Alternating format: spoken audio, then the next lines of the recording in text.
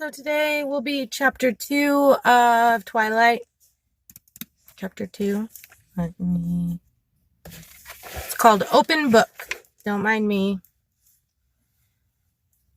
The sun is shining so you could see all my flyaways here. So here we go. Open Book.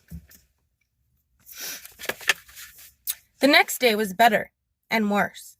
It was better because it wasn't raining yet, though the clouds were dense and opaque. It was easier because I knew what to expect of my day. Mike came to sit by me in English and walked me to my next class, with chess club Eric glaring at him all the while. That was flattering. People didn't look at me quite as much as they had yesterday. I sat with a big group at lunch that included Mike, Eric, Jessica, and several other people whose names and faces I now remembered. I began to feel like I was treading water instead of drowning in it. It was worse because I was tired. I still couldn't sleep with the wind echoing around the house. It was worse because Mr. Varner called on me in trig when my hand wasn't raised and I had the wrong answer. It was miserable because I had to play volleyball, and the one time I didn't cringe out of the way of the ball, I hit my teammate in the head with it. And it was worse because Edward Cullen wasn't in school at all. All morning I was dreading lunch, fearing his bizarre glares. Part of me wanted to confront him and demand to know what his problem was. While I was lying sleepless in my bed, I even imagined what I would say.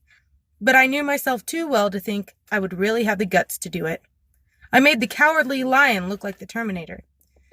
But when I walked into the cafeteria with Jessica, trying to keep my eyes from sweeping the place for him and failing entirely, I saw that his 4 siblings of sorts were sitting together at the same table, and he was not with them. Mike intercepted us and steered us to his table. Jessica seemed elated by the attention, and her friends quickly joined us. But as I tried to listen to their easy chatter, I was terribly uncomfortable, waiting nervously for the moment he would arrive. I hoped that he would simply ignore me when he came, and prove my suspicions false. He didn't come, and as time passed, I grew more and more tense. I walked to biology with more confidence when, by the end of lunch, he still hadn't showed. Mike, who was taking on the qualities of a golden retriever, walked faithfully by my side to class. I held my breath at the door, but Edward Cullen wasn't there either. I exhaled and went to my seat. Mike followed, talking about an upcoming trip to the beach. He lingered by my desk till the bell rang. Then he smiled at me wistfully and went to sit by a girl with braces and a bad perm. It looked like I was going to have to do something about Mike, and it wouldn't be easy. In a town like this, where everyone lived on top of everyone else, diplomacy was essential. I had never been enormously tactful. I had no practice dealing with overly friendly boys. I was relieved that I had the desk to myself, that Edward was absent. I told myself that repeatedly, but I couldn't get rid of the nagging suspicion that I was the reason he wasn't there. It was ridiculous and egotistical to think that I could affect anyone that strongly. It was impossible, and yet I couldn't stop worrying that it was true. When the school day was finally done, and the blush was fading out of my cheeks from the volleyball incident, I changed quickly back into my jeans and navy blue sweater. I hurried from the girls' locker room, pleased to find that I had successfully evaded my retriever friend for the moment. I walked swiftly out to the parking lot. It was crowded now with fleeing students. I got in my truck and dug through my bag to make sure I had what I needed. Last night I discovered that Charlie couldn't cook much besides fried eggs and bacon, so I requested that I be assigned kitchen detail for the duration of my stay. He was willing enough to hand over the keys to the banquet hall. I also found out that he had no food in the house. So I had my shopping list and the cash from the jar in the cupboard labeled food money, and I was on my way to the thriftway. I gunned my deafening engine to life, ignoring the heads that turned in my direction, and backed carefully into a place in the line of cars that were waiting to exit the parking lot. As I waited, trying to pretend that the ear-splitting rumble was coming from someone else's car, I saw the 2 Cullens and the Hale twins getting into their car. It was the shiny new Volvo, of course. I hadn't noticed their clothes before. I'd been too mesmerized by their faces. Now that I looked, it was obvious that they were all dressed exceptionally well, simply but in clothes that subtly hinted at designer origins. With their remarkable good looks, the style with which they carried themselves, they could have worn dish rags and pulled it off. It seemed excessive for them to have both looks and money, but as far as I could tell, life worked that way most of the time. It didn't look as if it bought them any acceptance here. No, I didn't fully believe that. The isolation must be their desire. I couldn't imagine any door that wouldn't be opened by that degree of beauty. They looked at my noisy truck as I passed them, just like everyone else. I kept my eyes straight forward and was relieved when I finally was free of the school grounds. The thriftway was not far from the school, just a few streets south off the highway. It was nice to be inside the supermarket. It felt normal. I did the shopping at home, and I fell into the pattern of the familiar task gladly. The store was big enough inside that I couldn't hear the tapping of the rain on the roof to remind me where I was. When I got home, I unloaded all the groceries, stuffing them in wherever I could find an open space.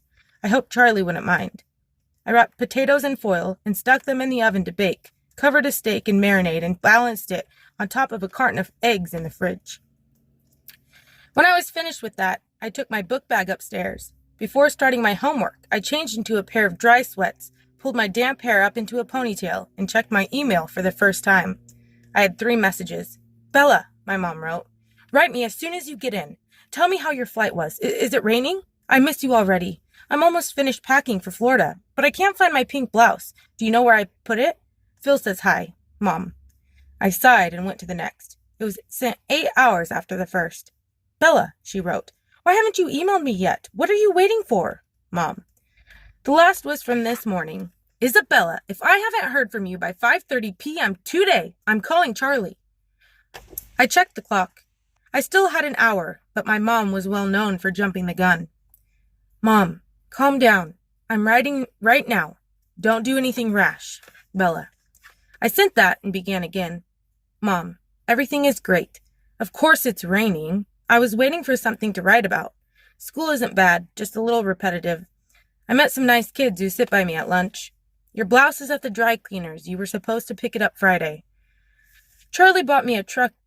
Can you believe it? I love it. It's old, but really sturdy, which is good, for me. I miss you too. I'll write again soon, but I'm not going to check my email every 5 minutes. Relax. Breathe. I love you. Bella." I decided to read Wuthering Heights, the novel we were currently studying in English, yet again for the fun of it, and that's what I was doing when Charlie came home. I'd lost track of the time, and I hurried downstairs to take the potatoes out and put the steak in to broil. "Bella," my father called out when he heard me on the stairs. "Who else?" I thought to myself. "Hey, Dad, welcome home." "Thanks." He hung up his gun belt and stepped out of his boots as I bustled about the kitchen. As far as I was aware, he'd never shot the gun on the job, but he kept it ready. When I came here as a child, he would always remove the bullets as soon as he walked in the door. I guess he considered me old enough now not to shoot myself by accident and not depressed enough to shoot myself on purpose. "What's for dinner?" he asked wearily. My mother was an imaginative cook, and her experiments weren't always edible. I was surprised and sad that he seemed to remember that far back. "Steak and potatoes," I answered, and he looked relieved. He seemed to feel awkward standing in the kitchen doing nothing. He lumbered into the living room to watch TV while I worked. We were both more comfortable that way. I made a salad while the steaks cooked and set the table. I called him in when dinner was ready, and he sniffed appreciatively as he walked into the room. "Smells good, Belle." "Thanks." We ate in silence for a few minutes. It wasn't uncomfortable. Neither of us was bothered by the quiet. In some ways, we were well suited for living together. "So, how did you like school? Have you made any friends?" he asked as he was taking seconds. "Well, I have a few classes with a girl named Jessica. I sit with her friends at lunch, and there's this boy, Mike, who's very friendly. Everybody seems pretty nice, with one outstanding exception. That must be Mike Newton. Nice kid. Nice family. His dad owns a sporting goods store just outside of town. He makes a good living off all the backpackers who come through here." "Do you know the Cullen family?" I asked hesitantly. "Dr. Cullen's family? Sure. Dr. Cullen's a great man. The kids are a little different. They don't seem to fit in very well at school." Charlie surprised me by looking angry. "People in this town," he muttered. "Dr. Cullen is a brilliant surgeon who could probably work in any hospital in the world, make 10 times the salary he gets here," he continued, getting louder. "We're lucky to have him. Lucky that his wife wanted to live in a small town. He's an asset to the community, and all those kids are well-behaved and polite. I had my doubts when they first moved in with all those adopted teenagers. I thought we might have some problems with them, but they're all very mature. I haven't had one speck of trouble from any of them. That's more than I can say for the children of some folks who have lived in this town for generations. And they stick together the way a family should. Camping trips every other weekend. Just because they're newcomers, people have to talk. It was the longest speech I'd ever heard Charlie make. He must feel strongly about whatever people were saying. I backpedaled. They seemed nice enough to me. I just noticed they kept to themselves. They're all very attractive, I added, trying to be more complimentary. You should see the doctor, Charlie said, laughing. It's a good thing he's happily married. A lot of the nurses at the hospital have a hard time concentrating on their work with him around. We lapsed back into silence as we finished eating. He cleared the table while I started on the dishes. He went back to the TV, and after I finished washing the dishes by hand, no dishwasher, I went upstairs unwillingly to work on my math homework. I could feel a tradition in the making. That night, it was finally quiet. I fell asleep quickly, exhausted. The rest of the week was uneventful. I got used to the routine of my classes. By Friday, I was able to recognize, if not name, almost all the students at school. In gym, the kids on my team learned not to pass me the ball and to step quickly in front of me if the other team tried to take advantage of my weakness. I happily stayed out of their way. Edward Cullen didn't come back to school. Every day, I watched anxiously until the rest of the Cullens entered the cafeteria without him. Then I could relax and join in the lunchtime conversation. Mostly it centered around a trip to the La Push Ocean Park in 2 weeks that Mike was putting together. I was invited, and I had agreed to go more out of politeness than desire. Beaches should be hot and dry. By Friday, I was perfectly comfortable entering my biology class, no longer worried that Edward would be there. For all I knew, he had dropped out of school. I tried not to think about him, but I couldn't totally suppress the worry that I was responsible for his continued absence, ridiculous as it seemed. My first weekend in Forks passed without incident. Charlie, unused to spending time in the usually empty house, worked most of the weekend. I cleaned the house, got ahead on my homework, and wrote my mom more bogusly cheerful emails. I did drive to the library Saturday, but it was so poorly stocked that I didn't bother to get a card. I would have to make a date to visit Olympia or Seattle soon and find a good bookstore. I wondered idly what kind of gas mileage the truck got, and shuddered at the thought. The rain stayed soft over the weekend, quiet, so I was able to sleep well. People greeted me in the parking lot Monday morning. I didn't know all their names, but I waved back and smiled at everyone. It was colder this morning, but happily not raining. In English, Mike took his accustomed seat by my side. We had a pop quiz on Wuthering Heights. It was straightforward, very easy. All in all, I was feeling a lot more comfortable than I had thought I would feel by this point. More comfortable than I had ever expected to feel here. When we walked out of class, the air was full of swirling bits of white. I could hear people shouting excitedly to each other. The wind bit at my cheeks, my nose. Wow, Mike said, it's snowing. I looked at the little cotton fluffs that were building up along the sidewalk and swirling erratically past my face. Ew, snow. There went my good day. He looked surprised. Don't you like snow? No. That means it's too cold for rain, obviously. Besides, I thought it was supposed to come down in flakes, each one unique and all that. These just look like the ends of Q-tips. Haven't you ever seen snow fall before? He asked incredulously. Sure I have, I paused. On TV? Mike laughed, and then a big squishy ball of dripping snow smacked into the back of his head. We both turned to see where it came from. I had my suspicions about Eric, who was walking away, his back toward us, in the wrong direction for his next class. Mike apparently had the same notion. He bent over and began scraping together a pile of the white mush. I'll see you at lunch, okay? I kept walking as I spoke. Once people start throwing wet stuff, I go inside. He just nodded, his eyes on Eric's retreating figure. Throughout the morning, everyone chattered excitedly about the snow. Apparently, it was the first snowfall of the new year. I kept my mouth shut. Sure, it was drier than rain until it melted in your socks. I walked alertly to the cafeteria with Jessica after Spanish. Mush balls were flying everywhere. I kept a binder in my hands, ready to use it as a shield if necessary. Jessica thought I was hilarious, but something in my expression kept her from lobbing a snowball at me herself. Mike caught up to us as we walked in the doors, laughing with the ice melting the spikes in his hair. He and Jessica were talking animatedly about the snow fight as we got in line to buy food. I glanced toward that table in the corner out of habit, and then I froze where I stood. There were 5 people at the table. Jessica pulled on my arm.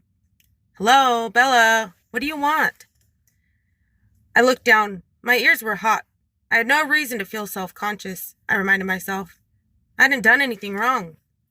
"What's with Bella?" Mike asked Jessica. "Nothing," I answered. "I'll just get a soda today." I caught up to the end of the line. "Aren't you hungry?" Jessica asked. "Actually, I feel a little sick," I said, my eyes still on the floor. I waited for them to get their food and then followed them to a table, my eyes on my feet. I sipped my soda slowly, my stomach churning. Twice Mike asked with unnecessary concern how I was feeling. I told him it was nothing, but I was wondering if I should play it up and escape to the nurse's office for the next hour. Ridiculous. I shouldn't have to run away. I decided to permit myself one glance at the Cullen family's table. If he was glaring at me, I would skip biology like the coward I was. I kept my head down and glanced up under my lashes. None of them were looking this way. I lifted my head a little. They were laughing. Edward, Jasper, and Emmett all had their hair entirely saturated with melting snow. Alice and Rosalie were leaning away as Emmett shook his dripping hair toward them. They were enjoying the snow day just like everyone else, only they looked more like a scene from a movie than the rest of us. But aside from the laughter and playfulness, there was something different, and I couldn't quite pinpoint what that difference was. I examined Edward the most carefully. His skin was less pale, I decided, flushed from the snow fight maybe, the circles under his eyes much less noticeable. But there was something more. I pondered, staring, trying to isolate the change. "Bella, what are you staring at?" Jessica intruded, her eyes following my stare. At that precise moment, his eyes flashed over to meet mine. I dropped my head, letting my hair fall to conceal my face. I was sure, though, in the instant our eyes met, that he didn't look harsh or unfriendly as he had the last time I'd seen him. He looked merely curious again, unsatisfied in some way. "Edward Cullen is staring at you," Jessica giggled in my ear. "He doesn't look angry, does he?" I couldn't help asking. "No," she said, sounding confused by my question. "Should he be?" "I don't think he likes me," I confided. I still felt queasy. I put my head down on my arm. "The Cullens don't like anybody. Well, they don't notice anybody enough to like them. But he's still staring at you." "Stop looking at him," I hissed. She snickered, but she looked away. I raised my head enough to make sure that she did, contemplating violence if she resisted. Mike interrupted us then. He was planning an epic battle of the blizzard in the parking lot after school and wanted us to join. Jessica agreed enthusiastically. The way she looked at Mike left little doubt that she would be up for anything he suggested. I kept silent. I would have to hide in the gym until the parking lot cleared. For the rest of the lunch hour, I very carefully kept my eyes at my own table. I decided to honor the bargain I'd made with myself. Since he didn't look angry, I would go to biology. My stomach did frightened little flips at the thought of sitting next to him again. I didn't really want to walk to class with Mike as usual. He seemed to be a popular target for the snowball snipers. But when we went to the door, everyone besides me groaned in unison. It was raining, washing all traces of the snow away in clear, icy ribbons down the side of the walkway. I pulled my hood up, secretly pleased. I would be free to go straight home after gym. Mike kept us up a string of complaints on the way to Building 4. Once inside the classroom, I saw with relief that my table was still empty. Mr. Banner was walking around the room, distributing one microscope and a box of slides to each table. Class didn't start for a few minutes, and the room buzzed with conversation. I kept my eyes away from the door, doodling idly on the cover of my notebook. I heard very clearly when the chair next to me moved, but my eyes stayed carefully focused on the pattern I was drawing. "Hello," said a quiet, musical voice. I looked up, stunned that he was speaking to me. He was sitting as far away from me as the desk allowed, but his chair was angled toward me. His hair was dripping wet, disheveled. Even so, he looked like he'd just finished shooting a commercial for hair gel. His dazzling face was friendly, open, a slight smile on his flawless lips, but his eyes were careful. "My name is Edward Cullen," he continued. "I didn't have a chance to introduce myself last week." "You must be Bella Swan." My mind was spinning with confusion. Had I made up the whole thing? He was perfectly polite now. I had to speak. He was waiting, but I couldn't think of anything conventional to say.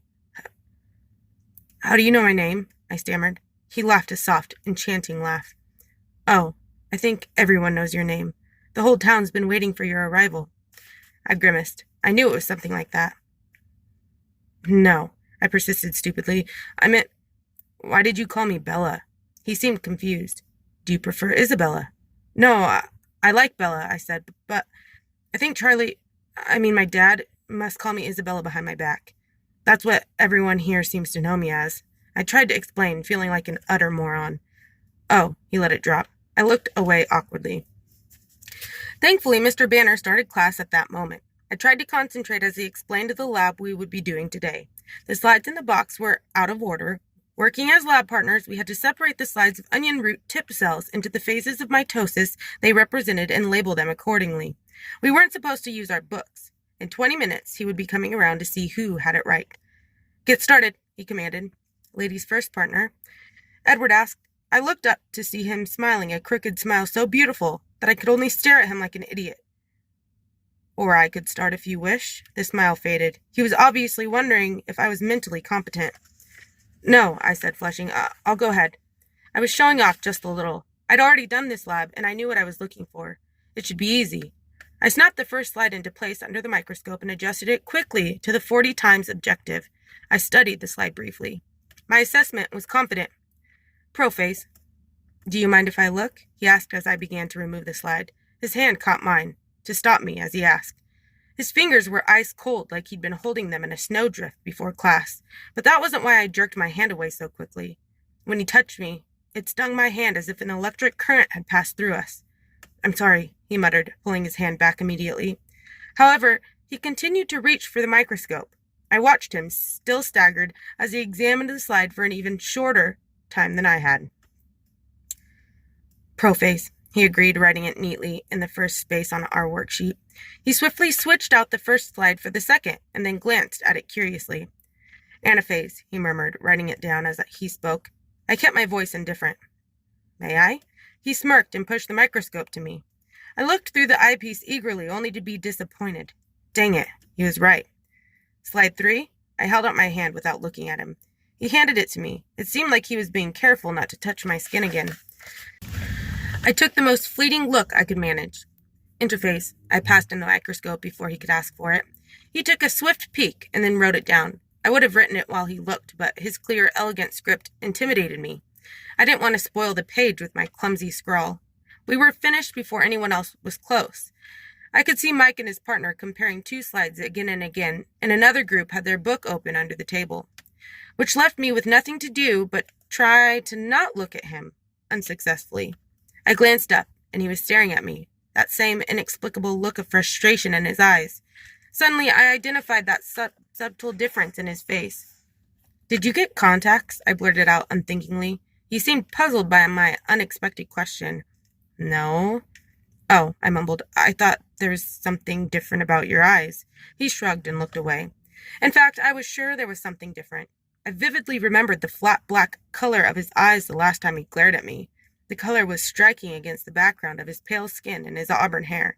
Today, his eyes were a completely different color, a strange ochre, darker than butterscotch, but with the same golden tone. I didn't understand how that could be, unless he was lying for some reason about the contacts. Or maybe Forks was making me crazy in the literal sense of the word. I looked down. His hands were clenched into hard fists again. Mr. Banner came to our table then, to see why we weren't working. He looked over our shoulders to glance at the completed lab, and then stared more intently to check the answers. So, Edward, didn't you think Isabella should get a chance with the microscope? Mr. Banner asked. Bella, Edward corrected automatically. Actually, she identified 3 of the 5. Mr. Banner looked at me now. His expression was skeptical. Have you done this lab before? He asked. I smiled sheepishly. Not with onion root. Whitefish blastula? Yeah. Mr. Banner nodded. Were you in an advanced placement program in Phoenix? Yes. Well, he said after a moment, I guess it's good you 2 are lab partners, he mumbled, something else as he walked away. After he left, I began doodling on my notebook again. It's too bad about the snow, isn't it? Edward asked. I had the feeling that he was forcing himself to make small talk with me. Paranoia swept over me again. It was like he had heard my conversation with Jessica at lunch and was trying to prove me wrong. Not really, I answered honestly, instead of pretending to be normal like everyone else. I was still trying to dislodge this stupid feeling of suspicion, and I couldn't concentrate. You don't like the cold. It wasn't a question. Or the wet. Forks must be a difficult place for you to live, he mused. You have no idea, I muttered darkly. He looked fascinated by what I said for some reason I couldn't imagine. His face was such a distraction that I tried not to look at it any more than courtesy absolutely demanded. Why did you come here, then? No one had asked me that, not straight out like he did, demanding. It's complicated. I think I can keep up, he pressed. I paused for a long moment and then made the mistake of meeting his gaze. His dark gold eyes confused me, and I answered without thinking. My mother got remarried, I said. That doesn't sound so complex, he disagreed, but he was suddenly sympathetic. When did that happen? Last September. My voice sounded sad, even to me. And you don't like him, Edward surmised, his tone still kind. No, Phil is fine. Too young, maybe, but nice enough. Why didn't you stay with them? I couldn't fathom his interest, but he continued to stare at me with penetrating eyes as if my dual life story was somehow vitally important. Phil travels a lot. He plays ball for a living. I half smiled. Have I heard of him? He asked, smiling in response. Probably not. He doesn't play, well, strictly minor league. He moves around a lot. And your mother sent you here so that she could travel with him, he said, it as an assumption again, not a question. My chin raised a fraction. No, she did not send me here. I sent myself. His eyebrows knit together. I don't understand, he admitted, and he seemed unnecessarily frustrated by that fact. I sighed. Why was I explaining this to him? He continued to stare at me with obvious curiosity. She stayed with me at first, but she missed him. It made her unhappy, so I decided it was time to spend some quality time with Charlie. My voice was glum by the time I finished. But now you're unhappy, he pointed out. And? I challenged. That doesn't seem fair. He shrugged, but his eyes were still intense. I laughed without humor. Hasn't anyone ever told you? Life isn't fair. I believe I have heard that somewhere before, he agreed dryly. So that's all, I insisted, wondering why he was still staring at me that way. His gaze became appraising. You put on a good show, he said slowly, but I'd be willing to bet that you're suffering more than you let anyone see. I grimaced at him, resisting the impulse to stick out my tongue like a 5-year-old and look away. Am I wrong? I tried to ignore him. I didn't think so, he murmured smugly. Why does it matter to you? I asked, irritated. I kept my eyes away, watching the teacher make his rounds. That's a very good question, he muttered so quietly that I wondered if he was talking to himself. However, after a few seconds of silence, I decided that was the only answer I was going to get. I sighed, scowling at the blackboard. Am I annoying you? He asked. He sounded amused. I glanced at him without thinking, and told the truth again. Not exactly. I'm more annoyed at myself. My face is so easy to read. My mother always calls me her open book. I frowned. On the contrary, I find you very difficult to read, despite everything that I'd said, and he'd guessed. He sounded like he meant it.